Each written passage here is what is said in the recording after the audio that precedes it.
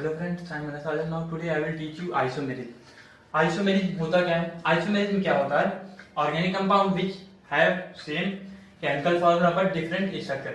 मतलब ऐसे organic compound जिनका तो केमिकल फॉर्मूला क्या होना चाहिए? सेम होना चाहिए, लेकिन केमिकल स्ट्रक्चर डिफरेंट। जैसे C2H5 है, इसको ऐसे बना दो तो C2H5 CH3 CH2, chemical formula same, number of chemical formula same, लेकिन chemical structure different. Structure different बना दो CH3 CH2, हो गया डिफरेंट।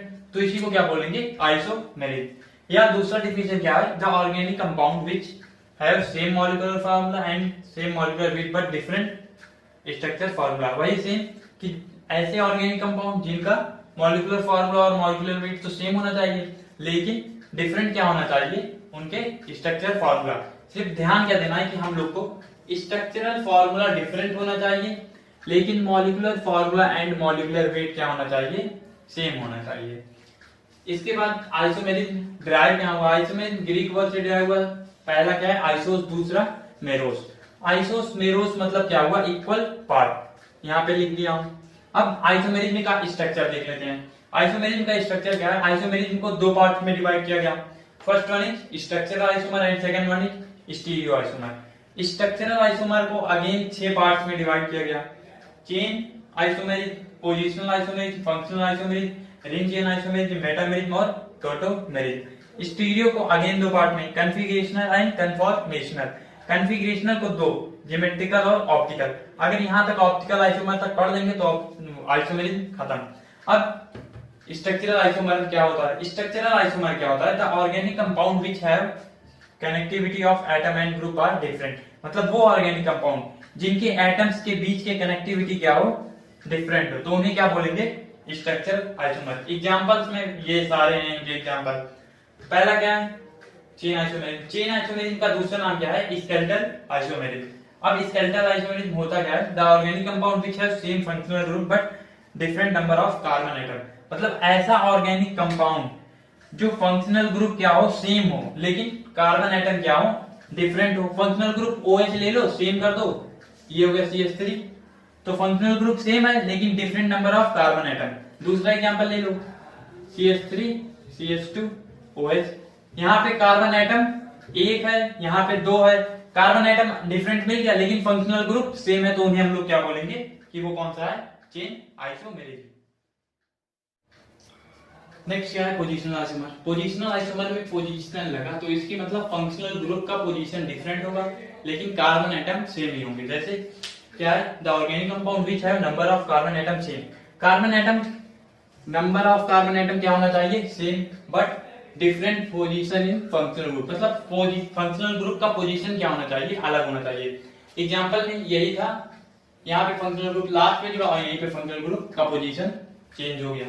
इसके बाद आता है फंक्शनल आइसोमर। फंक्शनल लगा तो फंक्शनल मतलब अब क्या डिफरेंट होगा? फंक्शनल ग्रुप डिफरेंट होगा, लेकिन नंबर ऑफ कार्बन एटम क्या होना चाहिए? सेम होना चाहिए।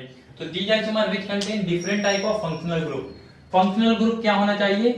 Different type but same number of carbon atom. Number of carbon atom same है, लेकिन डिफरेंट फंक्शनल ग्रुप है।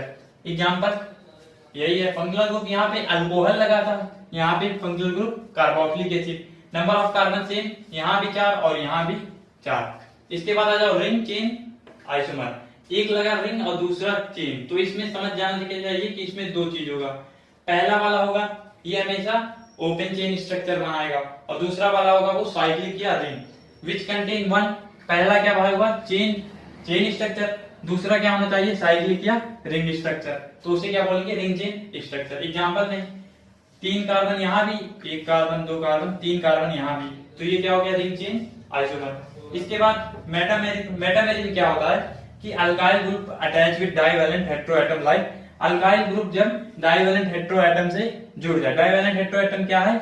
यहाँ पे है OH NH, तो उन्हें क्या बोलेंगे? मेटामेरिज्म। जैसे यही था, नंबर ऑफ कार्बन 2 2 4, इसमें 1 4, बीच में क्या आ गया? डाइवेलेंट हेटेरोएटम, तो उन्हें क्या बोलेंगे? मेटामेरिज्म। इसके बाद आता है टोटोमेरिज्म। टोटोमेरिज्म क्या होता है कि जो interconvertible to each other. मतलब इंटर कन्वर्टेबल का मीनिंग क्या हुआ कि सॉलिड लिए, सॉलिड से क्या कर दिए? वाटर, अब वाटर से वापस किस में ला सकते हैं, सॉलिड से। तो इंटर कन्वर्टेबल है ना, तो इसी को टोटोमेरिज भी क्या होता है, interconvertible to each other. जैसे ये है, इसको करें ये बन गया, फिर वापस ये बन गया, या कीटो और इनॉल का टोटोमेरिज, उसको करेंगे तो कीटोन मिल जाएगा, उसको करेंगे तो इनॉल, फिर वापस इनॉल को कीटोन मिल जाएगा।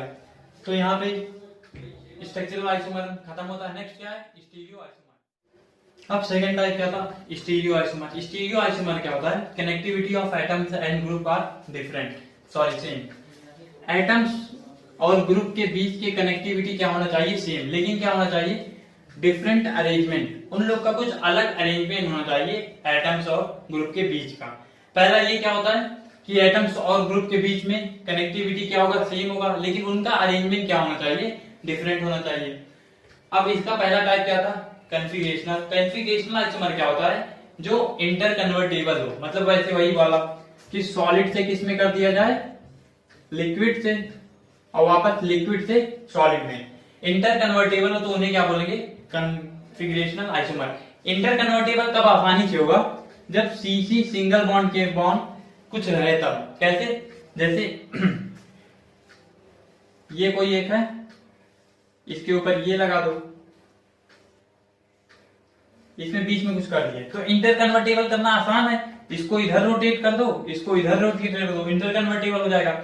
लेकिन यही अगर दो आ गया तब इसको हम लोग बोलते हैं, जब दो आ जाएगा तो रिस्ट्रिक्ट रोटेशन।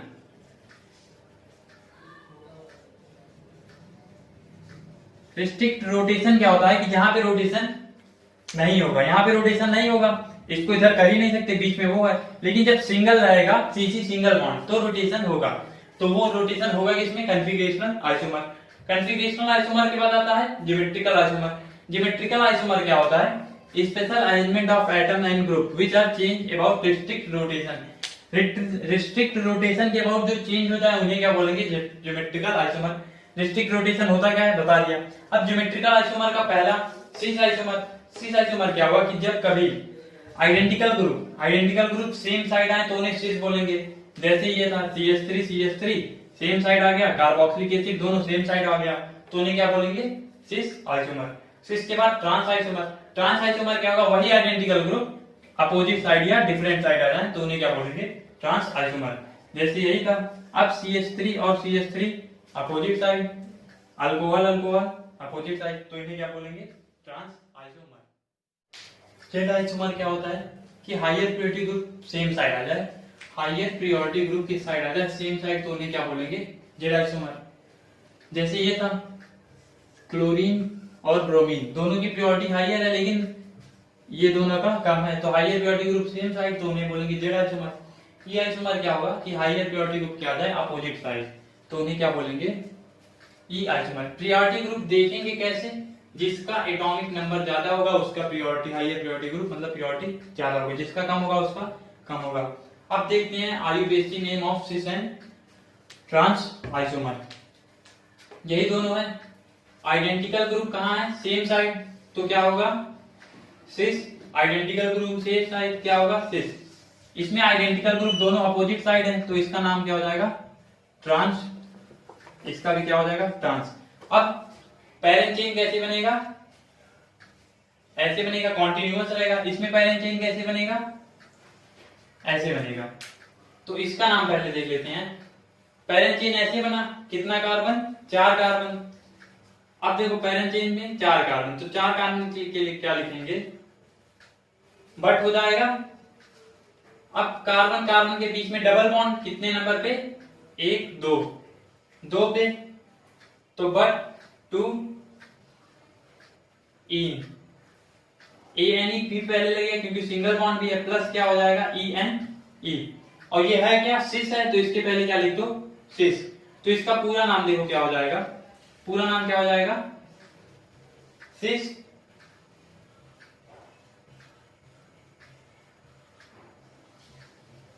बट 2 इन।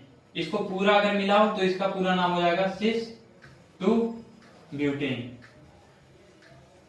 ये इसका नाम हो गया। ऐसे ही इसका ट्रांस सेम स्ट्रक्चर है, नंबर ऑफ कार्बन 4, तो इसका क्या हो जाएगा, ट्रांस 2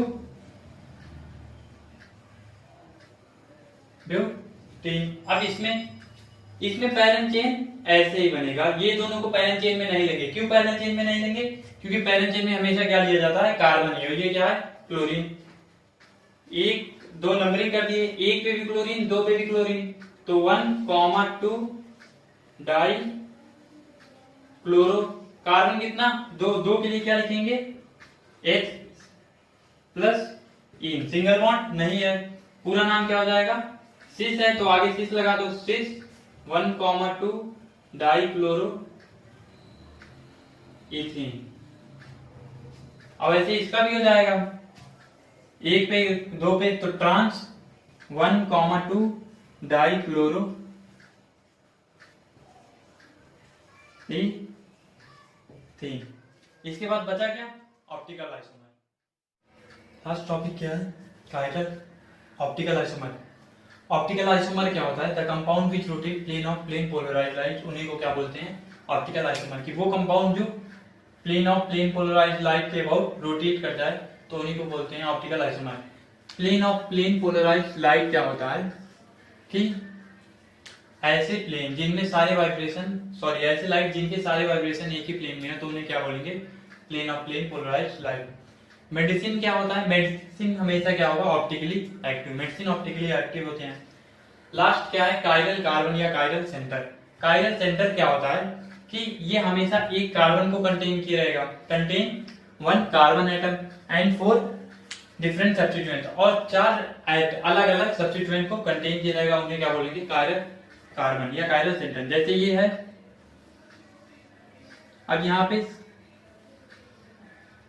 Br हो गया, I हो गया, F हो गया, Cl हो गया, चारों सब्स्टिट्यूएंट अलग अलग हैं। जो बीच में हमारा वो क्या है? इसको क्या है? Chiral centre. मतलब कायरल सेंटर हमेशा एक कार्बन को खुद कंटेन किया है और क्या है? और 4 अलग अलग